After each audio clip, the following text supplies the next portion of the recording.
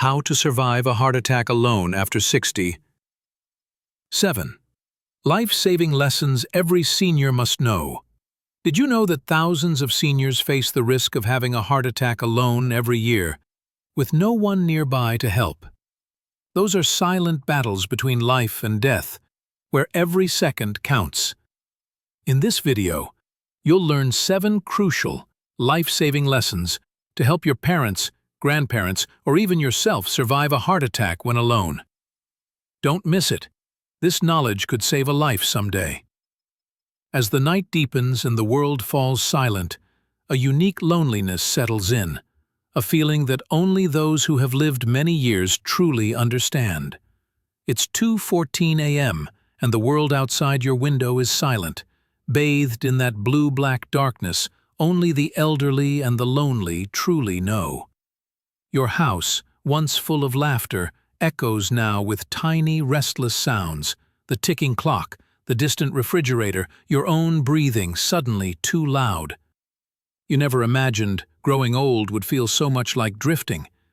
In your youth, you pictured a gentle old age, family gathered, laughter over tea, the comfort of company. But age crept in quietly, and one by one, the voices faded. Family moved away, friends vanished, and you were left only with memories, fragile and persistent as morning mist. There is a sadness in aging that's different from youth's grief. It doesn't shout, it seeps, silent and steady, a slow leak emptying you drop by drop. You feel it in the empty bed, in dinners eaten alone, in the way the house seems too large for just one life. Some mornings you wonder if anyone will call, if anyone will remember. Some days the only voice you hear is birdsong at dawn. Someone once said old age is a time of rest, a time to be taken care of. But the truth is, it can feel like an island, every year a tide pulling precious things away. You look around and realize you are the keeper of these memories, the witness to your own slow unfolding. You remember, years ago, when your mother stopped making her morning tea. No one noticed, but you did. The quiet absence of that ritual was a silent alarm. In old age, the smallest habits are everything: making tea, straightening pillows, smoothing a faded photograph. These rituals are anchors, holding you together as everything else slips away. Tonight, something is different. Not pain exactly, a heaviness, a pressure you can't quite name, as if an invisible hand has settled on your chest. Old people are experts at ignoring discomfort. It's nothing. It'll pass, you tell yourself. But in the night, there's nowhere to hide from fear. You wonder, if your heart gave out, would anyone notice? The children are busy elsewhere, friends are gone. The phone is silent. In these hours, only you bear witness to every ache and shiver. You remember your son's words. "Call us if anything feels wrong, Mom. Please, don't hesitate." But who do you call, and when? No one wants to be a burden. No one wants to sound weak. So you sit, hands folded in your lap, heart pounding, wishing the night would pass. There are stories you remember, elderly neighbors who slipped away quietly, passing in their sleep without warning or farewell. You wonder, did they know? Or did they simply trust the night to carry them away? What you fear most isn't death. It's dying unnoticed, slipping away so quietly the world doesn't even pause. Would your absence matter? Would anyone call to wonder why you didn't answer? Or would life simply continue, your name fading into an old address book? Every elderly person keeps a secret list inside, a list of things left unfinished, words never spoken, regrets like forgotten letters in a drawer. You wait, hoping for the right time to speak, to forgive, to say, "I love you." But the right time rarely comes. In darkness, regrets feel sharper, every loss more profound. The heaviness in your chest grows. It's not stabbing pain, but a gathering weight that spreads to your neck, jaw, left arm.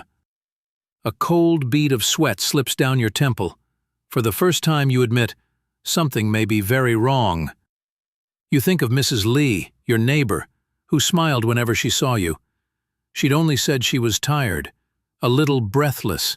Then, one morning, she simply never woke up. Her family grieved for weeks, wishing they'd noticed anything that might have warned them. You glance at your phone. Your son's number is saved. But hesitation is stronger than fear. It's late. You don't want to disturb anyone. But deep down you know, if you don't reach out now, you might never have the chance. Your fingers tremble as you reach for the phone. The simple act of asking for help is a battle. 1,000 memories urge you to stay silent, to wait, not to make a fuss. You remember all the years you managed alone, all the nights you soothed yourself with lullabies and silent prayers. But tonight, fear is too sharp to ignore. Inside your chest, something urgent stirs. You dial. Each ring is a prayer, hoping someone will answer, will care enough to listen. When a gentle, practiced voice comes, you want to cry with relief. The operator's words are calm and grounding. She asks, "Where is the pain? How long has it lasted? Are you alone?" You answer honestly, each word a confession. She asks you to stay on the line, to keep talking. She asks about the room, the sounds you hear, the people you love. You describe your house, faded curtains, blanket on your knees, wedding photo by the bed. You speak of family, your son who never has time, your daughter who calls but always sounds distracted, your grandchildren who barely know you except as a name on a birthday card. She asks if you have aspirin. You do, an old, crumpled bottle in the drawer. You chew the tablet as your doctor once told you. Every detail feels important now, the warnings you once shrugged off. The city outside is unchanged. But in this room, air is thick with fear and hope, each breath precious.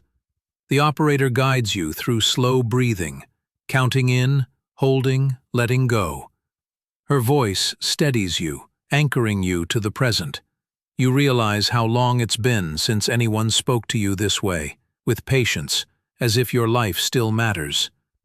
You find yourself confessing things you've never shared. You talk about dreams that faded, about people you miss, about loneliness creeping in. She listens, never rushing, never judging. In her presence, you feel seen, no longer invisible, not just someone waiting for time to run out. If you're listening to this, and you find your own heart quietly aching for connection, for another chance, let me know I'm not alone. Leave a comment, and if this story touches you, if you want to hear more stories that honor the lives and feelings of people like us, please subscribe or simply click like. It tells me you're here and that none of us are truly forgotten. The operator reminds you to unlock the door, to make it easier for help to find you. You struggle to your feet, every movement slow, uncertain. You shuffle to the door, fingers fumbling with the lock, heart pounding. You remember opening this door for loved ones. Now you open it for strangers who might save your life. You sink back into your chair, weaker. The house feels different, each shadow deeper, every memory more vivid. You glance at the clock, willing minutes to pass faster, waiting for sirens, for proof that help is coming. The operator is still there, her voice a quiet comfort. She asks about your breathing, your vision, your strength. You answer honestly, even when it embarrasses you. You admit to fear, to loneliness. She tells you courage isn't about not being afraid. It's about reaching out anyway, refusing to disappear without a fight. The room seems smaller, the air heavier. You try to focus on your breath, in and out, slow and steady. You remember your daughter's meditation classes, the breathing exercises you once scoffed at. Now, each inhale is a lifeline. You think of loved ones gone, your spouse, friends who drifted away, family you wish you'd called more. Regret settles around you, both comforting and suffocating. But the operator keeps you present, tells you the paramedics are close. She asks you to describe your surroundings one more time. You notice details you haven't seen in years: the crack in the ceiling, dust on the bookshelf, a photograph of you and your grandchildren. You hold on to these things, letting them anchor you to life. The sound of sirens breaks through the night, faint at first, then growing louder, filling the room with hope and fear. You tell the operator, and she assures you they're almost there. Your heart beats faster, not just from illness, but from relief, from the knowledge you're not as alone as you feared. There's a knock at the door, urgent but not unkind. Paramedics enter, calling your name, voices unfamiliar but comforting. You answer, weak but grateful. They kneel beside you, asking questions, checking your pulse, placing wires and sensors on your chest. Their hands are sure, their faces focused. As they lift you onto the stretcher, you catch a final glimpse of your home. The blanket you knitted, the teacup on the windowsill, faces in photographs. You wish you could linger longer, but the world is moving, and you must move with it. The operator says goodbye, her voice sincere. You thank her, truly, for caring, for reminding you that even strangers can hold your life in their hands. Outside, the air is sharp and cold. The night sky is vast, stars scattered like promises you hope are not broken. The paramedic's hand rests gently on your shoulder as the ambulance doors close. You let yourself be carried forward, out of darkness, into whatever comes next. The ambulance rocks you gently through sleeping streets. You watch the paramedics as they work, checking monitors, murmuring, asking you simple questions to keep you awake. Each question is an anchor, a reminder you are still here. You answer as best you can. They ask your name, your birthday, the year. You answer, holding on to these facts as proof you still exist. Every now and then, a paramedic squeezes your hand, a wordless assurance that you are not invisible, not just a number. You look out the window, at the world passing by, familiar streets, a bakery you once visited, a playground where your children played. The city is full of memories, each one sharp with longing. You realize how much you want to stay, how much life lingers in the smallest moments. Moments like these, when the future feels so fragile, remind us how important it is to stay connected. If you believe in cherishing every story, every heartbeat, let's build a community together. Please like this video and subscribe, so these stories and silent struggles never fade away. Inside the hospital, fluorescent lights replace the dark. You're wheeled down echoing corridors, past closed doors and brisk nurses. Every face is unfamiliar, but each carries the authority of someone who's seen hundreds of midnights just like this. You wonder how many lives pass through these halls, unnoticed. They lift you onto a bed, attach monitors, check your pulse again and again.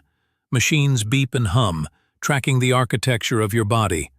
You watch a nurse write your name on a chart.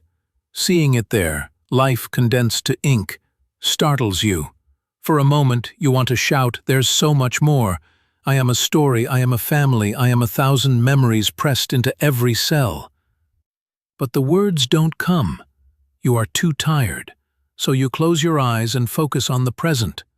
Time in the hospital is strange. It stretches and contracts, becomes something soft and uncertain. You drift in and out of sleep, never sure if you're dreaming. You hear footsteps, the clang of a cart, the low hum of conversation just out of reach. Memories come in waves. You are young again, running down a sunlit street, your mother's hand in yours. You are older, dancing in the living room with your love, laughter bubbling like music. Years pass in flashes, birthdays, weddings, funerals, rainy Sundays. You think of all the years you felt invincible, when illness was for other people. Now, every ache is a reminder of the body's limits, every night a confrontation with fragility. The hospital is full of others like you, old men staring out the window, women calling for loved ones who never return. You see yourself in their trembling hands, in the way they watch the door, hoping for a familiar face. A nurse checks your blood pressure, her touch gentle. She asks if you need anything, a sip of water, an extra blanket. You shake your head, grateful but unwilling to ask for more. You've spent a lifetime minimizing your needs. You listen to the beeping monitors, to your own breath. You realize with a kind of ache, you're not ready to let go. There is so much left undone, so much left unsaid. In the early hours, the hospital is quietest. The world outside begins to lighten, sky turning from black to gray. You lie awake, watching the window, thinking of family. You picture your daughter making coffee, your son rushing to work, your grandchildren still dreaming. You hope they are safe, that they think of you, even for a moment. You remember every birthday, every holiday, every ordinary Tuesday when you wished for more time together. You think of all the advice you gave, all the times you should have listened, held your tongue, said, "I love you," instead of, "Be careful." You wish you could gather your family close, just once more. Tell them the things you kept hidden out of pride or fear. Apologize for your failings. Thank them for kindness. Forgive old wounds. But morning is coming, and you are tired. You promise yourself, if you have another chance, you'll do things differently. Just as the sky softens to pale blue, you hear footsteps. A lighter tread, a breathless hush. The door opens. Your daughter enters, eyes wide with worry and relief. You look at each other, the silence heavy with everything carried, everything unsaid. She moves to your bedside and takes your hand, her grip warm and trembling. She tries to smile, but you see the fear of loss, of not having done enough. The fear all children have watching their parents grow old. In that instant, you see both the adult and the little girl curled against you after a nightmare, asking if everything would be all right. She talks about the nurse's call, traffic, her kids, the busy rush of life. You listen, the cadence so familiar it aches. Each word is a gift. You want to tell her you're proud, grateful, that every sacrifice was worth it, just to see her become herself. She notices your gaze, quiets, squeezes your hand harder. Tears gather in her eyes. You want to say sorry for every sharp word, every argument, every time you made her feel she wasn't enough. Thank her for being there, for caring, for her love. But words are hard. You squeeze back, hoping your hand can speak what lips cannot. The nurse enters, checks your vitals, leaves you alone. You and your daughter sit in the hush, sunlight pooling on the blankets. You see how much she's changed. Lines on her face, the way she carries her worry just as you do. You see your own legacy, good and flawed, brave and uncertain. It's in these moments, when a daughter's hand finds her father's, when tears and forgiveness meet, that we remember why we need each other. If you've ever felt the ache of loving or missing someone, like and subscribe. Let's make sure no story, no feeling, is left unheard. When the door closes and you are alone, the room feels different. Larger, brighter. The loneliness hasn't vanished, but is softened by memory and hope. You let yourself rest, heart steadier, full of possibility. You think of tomorrow. Maybe you'll call your son just to hear his voice. Maybe you'll tell a nurse about the mountain you once climbed, or the book you still dream of writing. Maybe you'll ask for an extra blanket, just because your comfort matters. You realize, perhaps for the first time, that survival isn't just about medicine and doctors who know your name for one night. It's about connection, about loving, forgiving, letting others see you in your imperfection and loving them in theirs. You promise, as dawn creeps over the city, if you're given more days, you'll use them well. You'll speak, you'll listen, you'll refuse to fade quietly. You hope your story will linger in their memories, a story not of quiet disappearance, but quiet strength, courage, the will to reach out. You hope above all they remember. When you say, "I'm busy," your mother understands, but her heart doesn't. If even a single word from this story resonates with you, if you have someone you wish would understand you, or someone you wish you could call, please like, subscribe, and share this with them. Your support helps these voices reach the people who need them most. You lie back, letting that truth echo through you. The machines hum, the hospital quiets, and you find yourself smiling, softly, stubbornly, unafraid. You are still here, you are still loved, and, for now, that is enough.